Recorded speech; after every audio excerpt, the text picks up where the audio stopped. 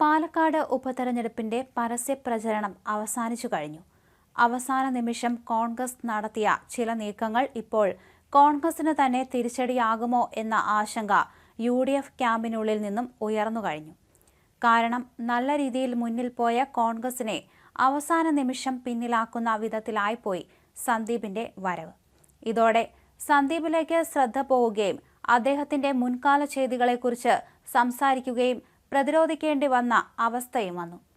സന്ദീപിനൊപ്പം പാർട്ടിയിലേക്ക് മറ്റാരും എത്താത്തതും കോൺഗ്രസിന് തിരിച്ചടിയായി മാറി. 18,000 വോട്ടിന്റെ ഭൂരിപക്ഷം UDF സ്ഥാനാർത്ഥി രാഹുൽ മാങ്കൂട്ടത്തിൽ നേടുമെന്നാണ് VD സതീശൻ പറഞ്ഞിരുന്നത്. എന്നാൽ ഇപ്പോഴത്തെ അവസ്ഥയിൽ ഇത് 8,000-ലേക്ക് താഴുമെന്നാണ് വിലയിരുത്തൽ. കാരണം ഇതുവരെ BJPയിൽ ഇടഞ്ഞുനിന്ന ആളുകളെ സന്ദീപ് കോൺഗ്രസിൽ പോയതോടെ ഒരുമിപ്പിച്ചു. ശോഭാ സുരേന്ദ്രൻ അടക്കം കൊട്ടിക്കലാശത്തിൽ ശക്തമായ സാന്നിധ്യമായി രംഗത്തുണ്ടായിരുന്നു. കൂടാതെ RSSും കളം പിടിച്ചു. മറുവശത്ത് കോൺഗ്രസിലും അസ്വസ്ഥതകൾക്കിടയാക്കുന്ന കാര്യങ്ങളുണ്ട്. അനായാസ വിജയ സാധ്യത അനാവശ്യ ഇടപെടലിലൂടെ ഇല്ലാതാക്കിയെന്ന് വിമർശനം കോൺഗ്രസിനുള്ളിലുണ്ട്. സന്ദീപ് വാര്യരെ പോലൊരു നേതാവിനെ കോൺഗ്രസിലെത്തിച്ചത് ചില വാഗ്ദാനങ്ങൾ നൽകിയാകും. അതിന്റെ ആവശ്യം എന്താണെന്ന ചോദ്യം ഉയരുന്നുണ്ട്. ഇത് കോൺഗ്രസിനുള്ളിലെ കാലുവാരൽ പ്രവണതയെ ശക്തമാക്കുമെന്ന് വിലയിരുത്തലുണ്ട്.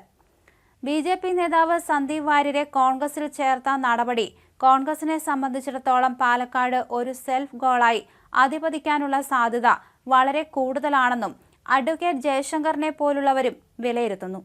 കോൺഗ്രസ് രണ്ടു കൈയും നീട്ടി സന്ദീപ് വാര്യരെ സ്വീകരിച്ചതിൽ ശരിക്കും അത്ഭുതം തോന്നി. ഇതുപോലെ ഒരാളെ കോൺഗ്രസ് എടുത്താൽ എന്താകും സംഭവിക്കുക എന്ന് നേതാക്കൾ ചിന്തിക്കേണ്ടേ?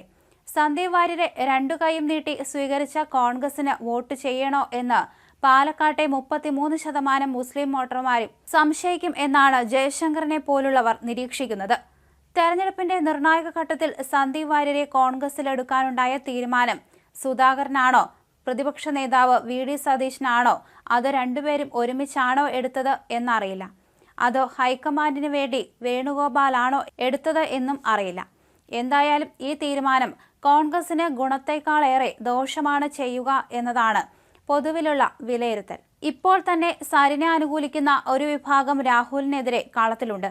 ഇതിനിടയിലാണ് സന്ദീപിനെ പോലുള്ള ആളുകളുടെ വരവും. അതേസമയം അപ്രതീക്ഷിത നീക്കത്തിലൂടെ സന്ദീപ് വാര്യരെ പാളയത്തിലാക്കി BJPക്ക് കോൺഗ്രസ് ഷോക്ക് ട്രീറ്റ്മെന്റ് നൽകിയെങ്കിലും മറുവശത്ത് ശക്തമായ നീക്കങ്ങളാണ് നടന്നതും. പാർട്ടിക്കുള്ളിൽ ഭിന്ന കോണുകളിൽ നിൽക്കുന്നവരും ഇപ്പോൾ പരിവാർ താൽപര്യത്തിനായി ഒരുമിക്കുന്ന അവസ്ഥയാണ് ഉണ്ടായത്. BJP സ്ഥാനാർത്ഥി C കൃഷ്ണകുമാറിന്റെ പ്രചരണം RSS ഏറ്റെടുത്തിരുന്നു. C കൃഷ്ണകുമാറിനോട് എതിർപ്പുള്ളവർ ഉണ്ടെങ്കിലും പരിവാർ രാഷ്ട്രീയത്തെ സ്നേഹിക്കുന്നവരാണ് ഇതോടെ പ്രചരണത്തിന്റെ മുൻനിരയിലേക്ക് എത്തിയത്. തങ്ങളുടെ ആശയങ്ങളെ മറുപാളയത്തിൽ എത്തി സന്ദീപ് തള്ളിപ്പറയുന്നത് RSSനും സഹിച്ചിട്ടില്ല.